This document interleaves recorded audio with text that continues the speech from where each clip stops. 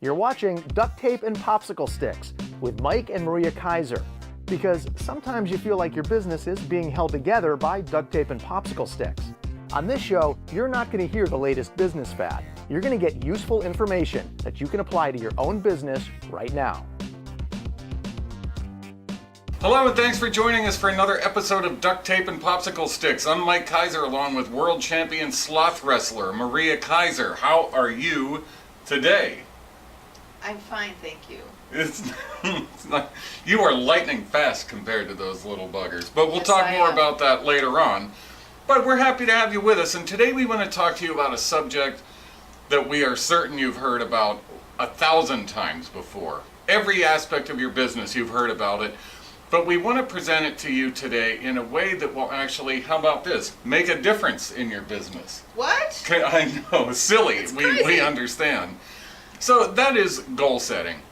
And we know you've heard all about goals, stretch goals, big, hairy, audacious goals. Call them whatever you want, and frankly, they don't usually come to pass. People often end up disappointed about their goals, but today we're going to share the story of one of our clients and how she makes goal setting work very well. But before we go there, Maria, just if you would, talk for a few minutes about why goal setting usually doesn't work for people. Yeah, and typically when I have this conversation with a client, they're like, yeah, whatever, I'll write down these goals and, it's not going to work. I've tried that before.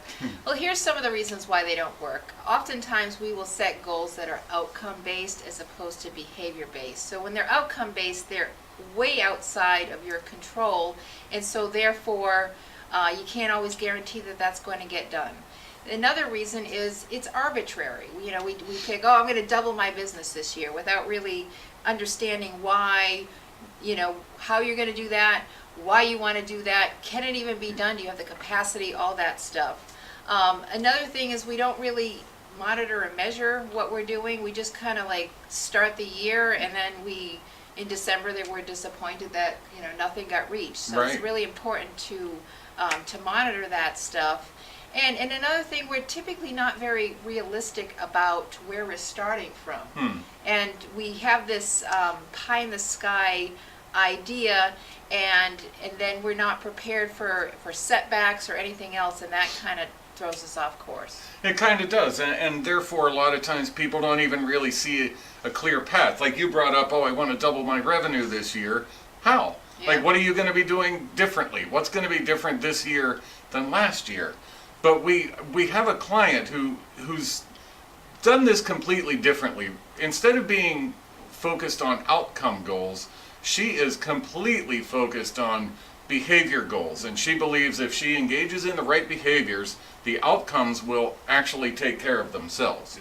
So everything. So she's funny. She keeps her goals posted right in front of her on a wall in front of her treadmill. So she has to see them every morning, and she keeps goals on personal and family, her office, her staff, her facility, her financial goals, business development goals, but none of them are outcome. These are all, she'll say, okay, this month I'm going to engage in these specific activities as it's related to my finances. I'm going to engage in these specific activities as it relates to expanding our facility, etc., etc. So what she can closely monitor, you brought up monitoring, she can absolutely monitor her behaviors. She even sets up a little like reward and punishment thing for herself. Like she's really good at this, but she found that the behavior goals versus the outcome goals has worked extremely well. Have you found that with others? I found that well with others. I found that well with myself. And Yeah. going back a couple episodes back where we talked about making one better decision. It all comes down to making those decisions every day about what you're going to do that day. And watching and monitoring and seeing, is what I'm doing right now actually working? Is it moving me towards that goal line? And if so, let me continue doing that. If I need to have 10 appointments a week in order to hit that money goal that I need to hit, then that's what it is. But if you find that 10 meetings a week is just not cutting the mustard, then you need to up your ante or change your game plan a little bit. That's exactly right. And what that does, see, sometimes you set outcome goals, you don't hit them. It can be really demoralizing. But when you're hitting all those behavior goals and then you're starting to see the outcomes do, as she says, take care of themselves, it really cranks you up. You're like, well, I can go even beyond this now. Well, also, when you know that you have complete control over what's going to happen next, now you're in a power position and you can make necessary changes when you need to make. There you go. Yeah. So I think that about wraps us up for today. I know it always flies by, but we promise 3 minutes at a time. So if you like these videos, please share them. We're getting a lot of great response to them. Check out our website, mentalcompass.com. There's a lot of free stuff there you can download and utilize.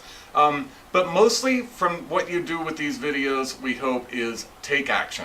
We want you to take action and make your business great, because you've been watching Duct Tape and Popsicle Sticks, where we make your business better 3 minutes at a time. Ciao for now.